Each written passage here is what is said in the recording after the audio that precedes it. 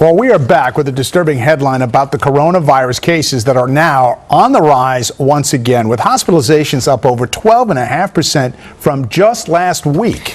With children getting ready to head back to school, what does this mean for them and their parents?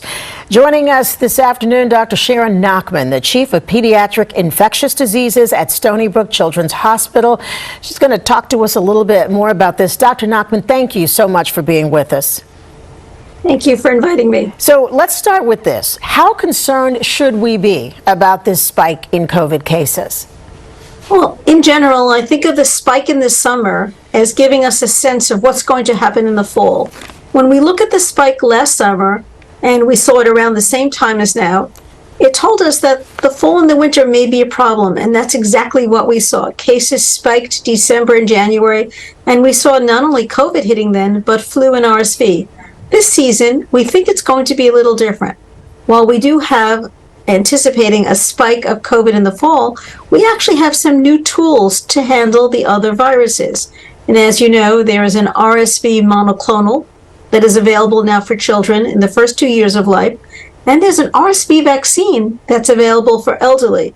So with those in place and the ability to test for COVID, and of course, the common sense recommendations of if you're sick, wear a mask, we're hoping that the spike that we see in the winter will not be as bad as the one we saw last year. You know, this spike, though, comes at a time when most young people have not had a booster in a while. So what kind of booster schedule should we be on for COVID these days? So it's interesting in that the booster that is going to be coming in the fall contains the master strain of the COVID variants that are circulating right now. The COVID booster in the fall has the XBB strain, which is pretty closely related to the current strain called Eris. And we're hopeful that with using that booster strain vaccine, the XBB strain, we're going to see less hospitalizations, even recognizing that the variants are a little bit distant from that strain. So there's talk of a mutation that spreads really quickly. Is that the same as the strain that you just mentioned? That's correct. Remember, the COVID strains or the variants are mutations on the original strain, and every infection increases the risk that you'll get a little bit more of a change and a little bit more of a change. And over time, those changes get bigger and bigger from the original COVID strain we had back in 2020. So the strains we're seeing now are, 20 steps away.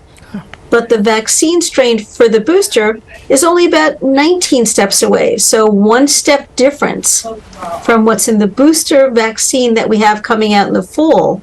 And the circulating strain tells us we're hopeful that that booster will be protective. Doctor, you have such a great bedside manner, or in this case, a TV side manner. Thank you so much for joining us. Dr. Nachman, of course, from Stony Brook Children's Hospital. Good to have you on the show. Take care.